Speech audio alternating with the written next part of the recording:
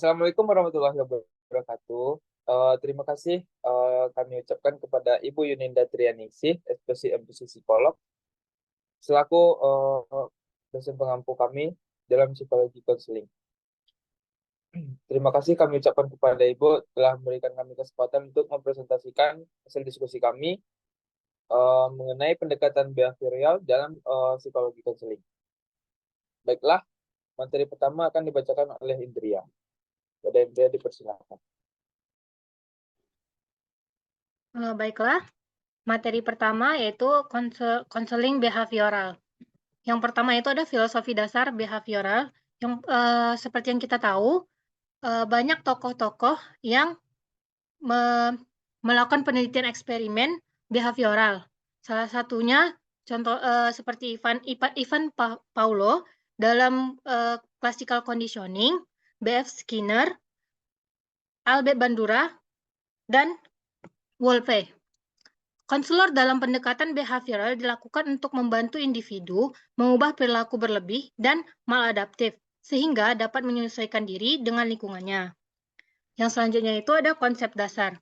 Konsep behavioral berdasarkan teori belajar yang didasarkan pada pola tingkah laku, semua tingkah laku manusia, di mana semua tingkah laku manusia merupakan hasil belajar dari pengalaman hidupnya. Perilaku manusia merupakan hasil belajar yang dapat diubah dengan memanipulasi dan menciptakan kondisi belajar. Selanjutnya itu ada peran konselor. Menurut Wolpe dalam Sarjilah 2011, konselor memiliki peran yaitu bersikap menerima, di mana dia mencoba memahami konseli dan apa yang diungkapkannya tanpa menilai atau mengkritiknya. Selain itu, peran konselor juga sebagai guru yang membantu konseli melakukan teknik-teknik modifikasi perilaku yang sesuai dengan masalah serta tujuan yang hendak dicapai. Selanjutnya, yaitu ada tujuan konseling behavioral. Ada 5 tujuan konseling behavioral. Yang pertama, menciptakan kondisi-kondisi baru bagi proses belajar. Yang kedua, menghapus hasil belajar yang tidak adaptif. Yang ketiga, memberi pengalaman belajar yang adaptif, namun belum dipelajari. Yang keempat, membantu konseli membuang respon-respon yang lama yang merusak diri atau maladaptif, yang mempelajari respon-respon yang baru yang lebih sehat dan sesuai atau adjustive. Yang kelima, yaitu konseli belajar perilaku baru dan mengeliminasi perilaku yang maladaptif, serta mempertahankan perilaku yang diinginkan. Sekian materi dari saya kembalikan ke moderator.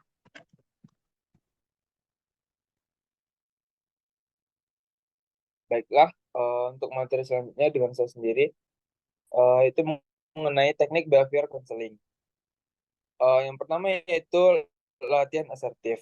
Digunakan untuk membantu konseli melatih mengungkapkan perasaan afeksi dan kesulitan yang dialami agar konseli mampu mengungkapkan perasaannya secara jujur dan terbuka, tanpa menyakiti dan menyinggung perasaan orang lain. Hal ini dilakukan dengan cara bermain peran dengan bimbingan konselor melalui diskusi-diskusi kecil. Yang kedua yaitu desensitisasi sistematis, digunakan untuk mengurai tegangan atau tekanan yang dialami konseli agar lebih rileks. Teknik yang digunakan yaitu relaksasi dengan menghilangkan perilaku yang diperkuat secara negatif seperti kecemasan dengan memberikan respon yang berlawanan dengan tingkah laku yang dihilangkan. Yang ketiga yaitu terapi impulsif. Dikembangkan berdasarkan atas asumsi bahwa seseorang yang secara berulang-ulang dihadapkan pada suatu situasi penghasil kecemasan dan konsekuensi yang menakutkan ternyata tidak muncul, maka kecemasan akan menghilang. Yang keempat, pengkondisian aversi. Digunakan untuk menghilangkan kebiasaan buruk, dimaksudkan untuk meningkatkan kepekaan konseli agar mengamati respon pada stimulus yang disenanginya dengan kebalikan stimulus tersebut. Terapi aversi ini menahan perilaku yang maladaptif dan individu berkesempatan untuk memperoleh perilaku alternatif yang adaptif. Yang kelima yaitu kontrak perilaku.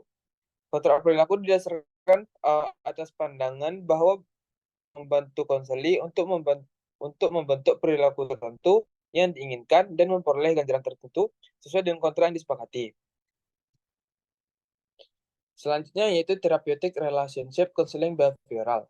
Adalah hubungan kerjasama dan kepercayaan antara konselor dan klien yang berkembang selama konseling. Yang pertama yaitu saling percaya dan menghormati. Konselor harus menunjukkan rasa hormat dan penghargaan kepada klien, serta sebaliknya.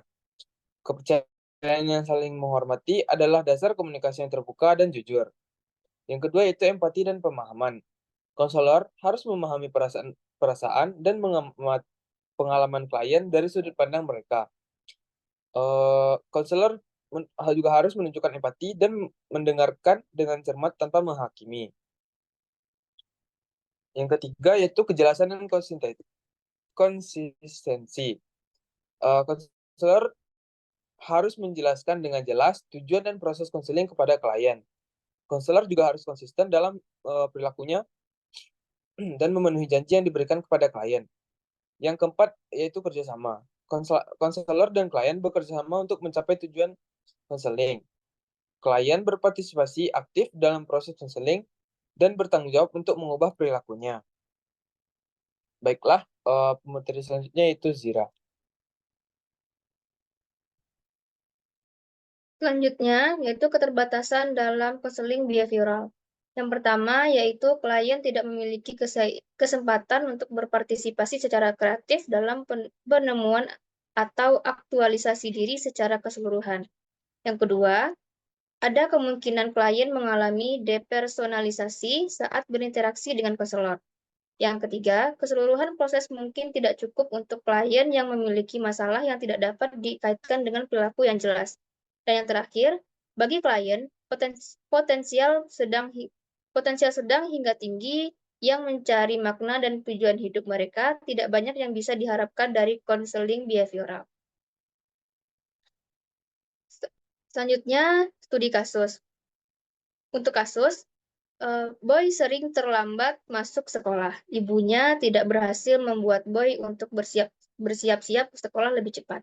Ibu menyiapkan hadiah dengan mengatakan, kalau Boy siap berangkat sekolah, tepat jam 6.20, maka akan mendapatkan hadiah mobil berupa mobil remote control.